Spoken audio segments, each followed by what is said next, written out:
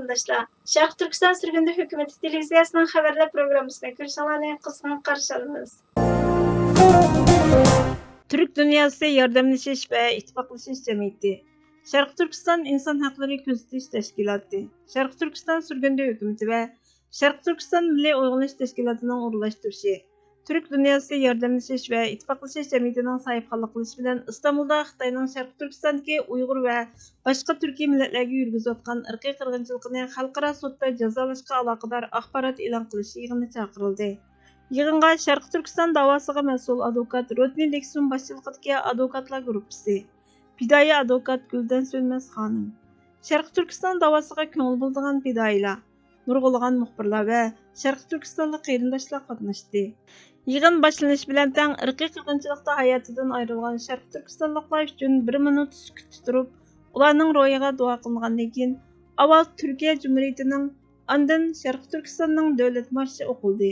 Sharq Turkistonning yer ko'lami, tabiiy boyliqlari, jug'rafiyalik o'rni tunishtirilgandan keyin Bosh ministerimiz Salih Xudoyer apandining sinliq bayonoti ko'pchilikning diqqatiga sunildi.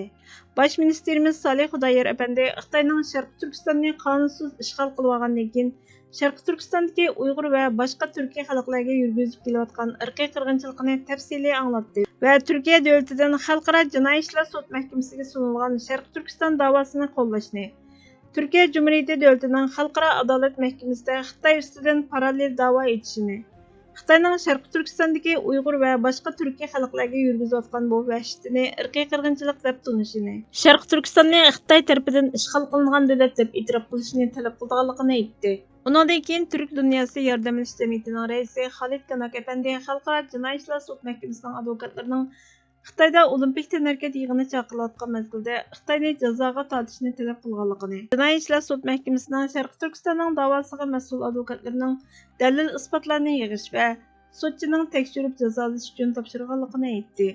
Da'voga mas'ul advokat Rodni Deksun hozirgidek Birlashgan Davlatlar Tashkilotining Xitoyning jinoyatiga qarata harakatga o'tmagan ahvol ostida Sharq Turkiston Surgundi hukumatining Xitoyning Sharq Turkistondagi Uyg'ur va boshqa Turkiy millatlarga qarata ishlayotgan jinoyati ustidan Xalqaro sud mahkamasining advokatlariga arz sunganligini, Xalqaro sudning Xitoyni jazoga torta olmaydiganligini, mayli Birlashgan Davlatlar Tashkiloti qo'llasin yoki qo'llamasin, ular Xitoy ustidan tekshirish, jazolash ilib bora olmaydiganligini, buningga sudchilarning qaror qildiganligini, sudchilarga Xitoyning irqiy qirg'inchiligini isbotlashga yetarlik dalil isbotlarni topshirganligini, sudchining irqiy qirg'inchilik jinoyatini bekitib jazoga tortishi uchun tirishchilik ko'rsatayotganligini, xalqaroning buning uchun besim qilishi kerakligini, mayli xalqaro sudga a'zo davlat bo'lsin yoki bo'lmasin, har qanday davlatning da'voni qo'llashini talab qilganligini, dalil isbot qancha ko'p bo'lsa, texmi yaxshi bo'lganligini aytdi.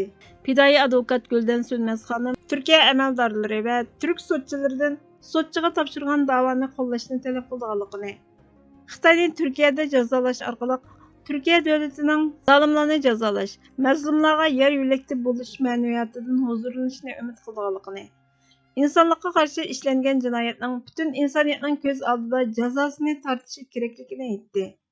Turkiyada chiqadigan xabarlar.com kanali bu yig'inni tafsiliy xabar qildi. Yig'in chaqirilishidan bir kun avval, ya'ni 31 yanvar kuni Turkiyada chiqadigan Akit gazeti dunyoning eng cho'ng ochiq havo turmasi, Turk Dünyası derniki Sharq Turkistonliklar uchun jam bo'ladi degan temada bu yig'inning chaqirilishiga aloqador xabar e'lon qilgan edi.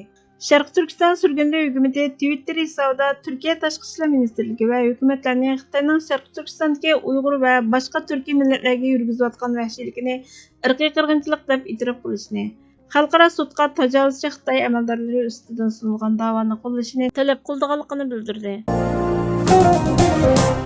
Vatan uni so'yganlarga oid. Vatanni so'ymakning haqiqiy ma'nosi qo'ldan ketmaganda uni yuksaltmak, qo'ldan ketganda tajovuzchidan qutqizmak. Vatanparvarlik ruhini yo'qotgan bir insonning qozongan mol dunyosi, erishgan mansab va shuhratining hech nimaga ahamiyati yo'q. Hazrat Ali radhiyallohu anhu shaxsiy manfaatingizga ziyon yetkazgan insonni kechirishga bo'ladi, ammo vataningizga ziyon yetkazgan insonni kechirishga bo'lmaydi degan. Bu yerdagi kechirishga bo'lmaydi demak, tajovuzchi bilan kurash qilmoq, vatanni ozod qilmoq degan ma'noda keladi.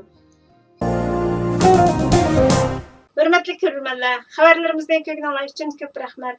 Kelar qitimqi programmamizda ko'rishguncha Allohga omonat bo'lg'aysizlar.